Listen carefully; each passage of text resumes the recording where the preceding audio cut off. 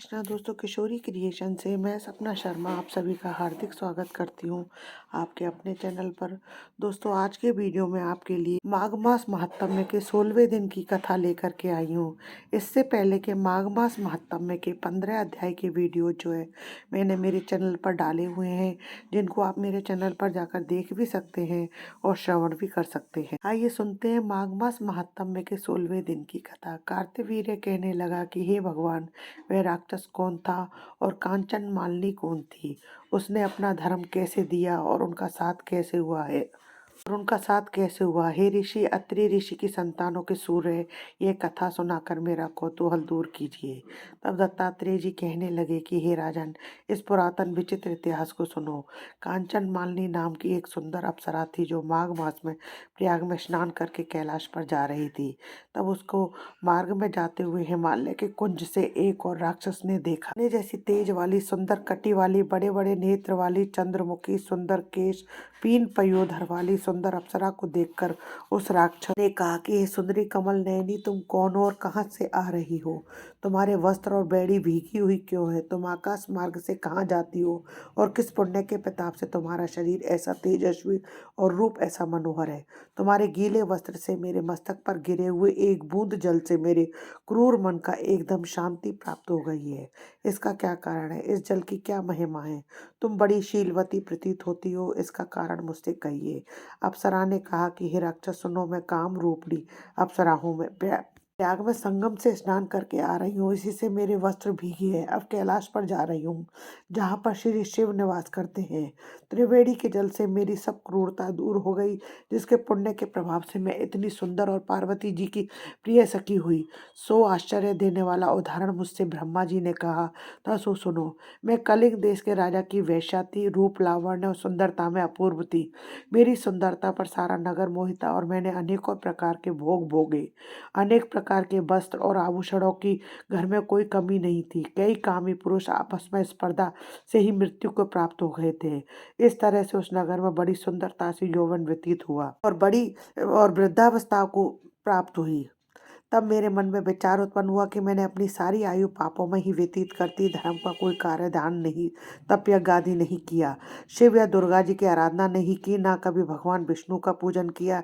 इस प्रकार अशांत चित्त एक ब्राह्मण की शरण ली जो वेदों का ज्ञाता और ब्रह्मनिष्ठ था। मैंने उनसे पूछा कि मेरा निस्तार किस प्रकार से हो सकता है। महाराज, साधु सज्जन अच्छे और बुरे सभी पर दया करते हैं, इसलिए मुझ दीन पर भी कृपा करके मुझ कीचड़ में डूबी हुई को पकड़कर उबारिए। क्षीर सागर के हंस को ही दूध देता है, बतख को नहीं देता। तब ब्राह्मण राजा का पुरोहित इन सब बातों को सुनकर मुझ दया करके कहने लगा कि तू ब्रह्मा के क्षेत्र में प्रयाग में जाकर माघ में त्रिवेणी में स्नान कर, परंतु मन में अशुभ क्रिया का विचार नहीं करना। पापी के नाश के लिए महर्षियों ने तीर्थ स्थान से अधिक और कोई प्रायश्चित नहीं बतलाया है। प्रयाग में स्नान करने से तू अवश्य ही पवित्र होकर स्वर्ग को जाएगी।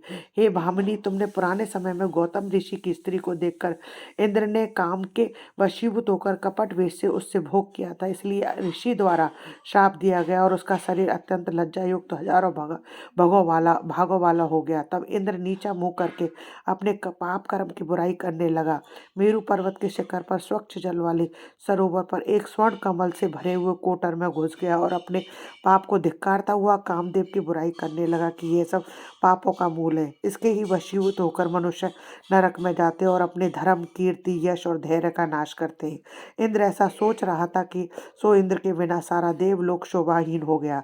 तब देवता, गंधर्व, किन्नर, लोकपाल इंद्राणी के सहित सती जी से जाकर पूछने लगे, महाराज, इंद्र के ना रहने से स्वर्ग ऐसा शोभाहीन क्यों हो गया? सतपुत्र के बिना श्रेष्ठ कुल, इसलिए स्वर्ग की शोभा के लिए कोई क्रिया सोचिए, इस विषय में देर नहीं करनी चाहिए। तब बृहस्पति जी कहने लगे कि इंद्र ने बिना सोचे विचारे जो कर्म किया है उसका फल भोग रहा है।